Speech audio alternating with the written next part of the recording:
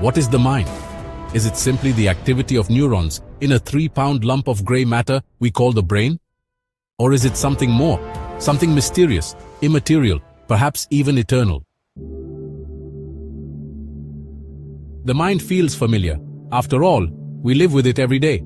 Our thoughts, our dreams, our memories, they define who we are. But try to explain what the mind actually is, and you'll find yourself on unstable ground. Take a moment to reflect. You are hearing this voice, processing these words, perhaps questioning them, agreeing or disagreeing. But where is this experience happening? Is it in your brain, in your soul, in a pattern of information? Or is it an illusion?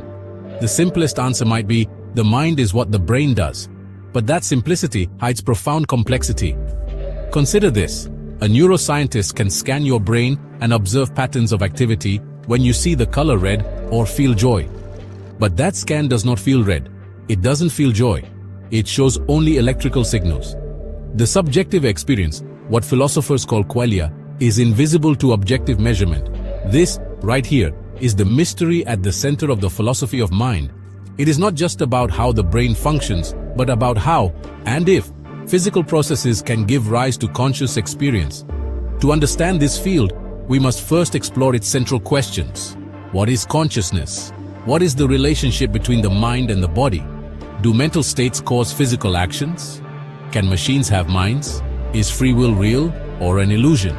These questions may seem abstract, but they touch every aspect of life, from ethics and identity to the future of technology. The history of the philosophy of mind is rich and complex, shaped by some of the most brilliant thinkers in human history. Let's explore the key theories that have defined this field. One of the earliest and most enduring theories comes from French philosopher René Descartes, who proposed a dualistic view of human nature. According to Descartes, the mind and body are two fundamentally different substances. The body is physical, extended in space. The mind is non-physical, a thinking, immaterial substance. This view, known as substance dualism, holds that the mind can exist independently of the body. Descartes famously wrote, "Cogito, ergo sum," I think, therefore I am. He believed that the act of thinking was undeniable proof of the existence of a mind distinct from the body. But dualism faces a major challenge, the interaction problem. How can something immaterial, like a thought or a desire, cause physical changes in the body? How does the mind make the arm move, or the mouth speak? Despite this issue, dualism continues to influence religious and spiritual views of the soul. Many still intuitively believe that the mind or soul exists beyond the physical body. In contrast to dualism, physicalism or materialism argues that everything that exists is physical, including the mind. According to this view, mental states are nothing more than brain states. Emotions, memories, beliefs, all are just neural configurations. Physicalism gained traction with the rise of neuroscience, which revealed the astonishing complexity of the brain, as scientists mapped neural circuits and linked brain regions to specific functions. The idea that the mind is the brain became more convincing. There are different forms of physicalism. Identity theory claims that each mental state is identical to a specific brain state. Eliminative materialism goes further, arguing that some mental concepts like beliefs and desires are outdated folk notions that will be replaced by neuroscience. Reductive physicalism seeks to reduce mental phenomena to physical explanations. Yet physicalism also struggles with the hard problem of consciousness, a term coined by philosopher David Chalmers. The hard problem asks, why does brain activity produce subjective experience at all? Why does pain feel like pain? Why is there anything it is like to be you? To bypass some of these difficulties, some philosophers turn to functionalism. This theory suggests that mental states are defined not by their physical makeup, but by their function. According to functionalism, what matters is what a mental state does, how it interacts with inputs, outputs, and other mental states. Just as a computer can be built from silicon, metal, or other materials, the mind could, in theory, be implemented in different physical systems, including machines. This theory supports the possibility of artificial intelligence becoming conscious. If we can replicate the functional organization of the human brain, could we create a machine with a mind? But critics argue that functionalism fails to capture the subjective quality of experience. A computer might process information like a brain, but does it feel? Does it suffer? This leads us to one of the most famous thought experiments in philosophy of mind. John Searle's Chinese room. Imagine you're inside a room. You don't speak Chinese, but you have a book with detailed instructions in your language. People slide Chinese characters under the door, and you use the book to select the appropriate responses and slide them back. From the outside, it appears as if you understand Chinese. But do you? Of course not. You're just following rules. This is Searle's argument against strong AI. A machine might simulate understanding, but it doesn't actually understand. It manipulates symbols without meaning. This raises a profound question. Is consciousness just symbol manipulation, or is there something more? Something machines can never achieve?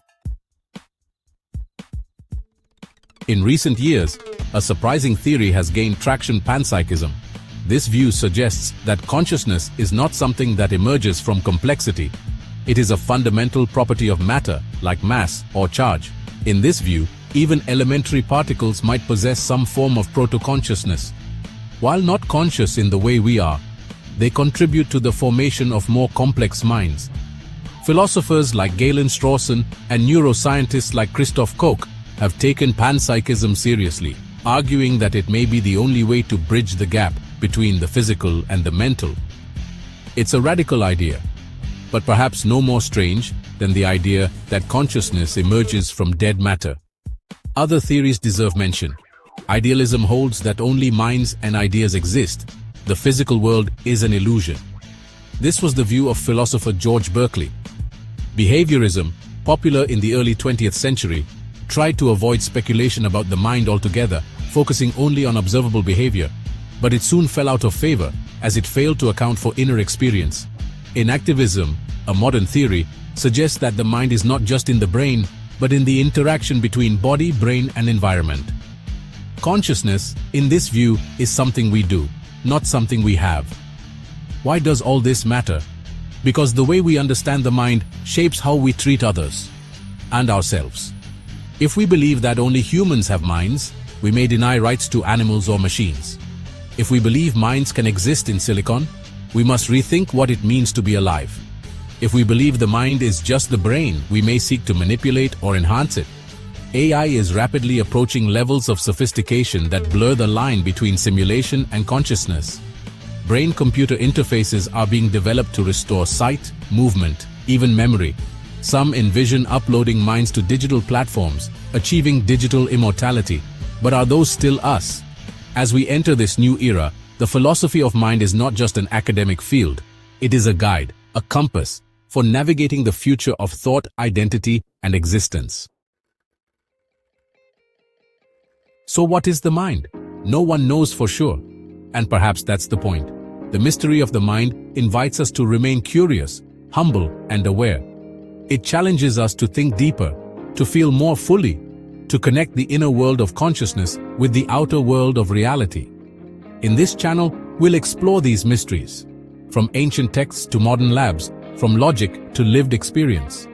We'll dive into paradoxes, theories, and questions that might never be answered, but are always worth asking. If you've ever wondered, who am I? What is thought? Could a machine feel pain? Could I exist without a body? Then you're in the right place. Subscribe, and let's explore the mind together.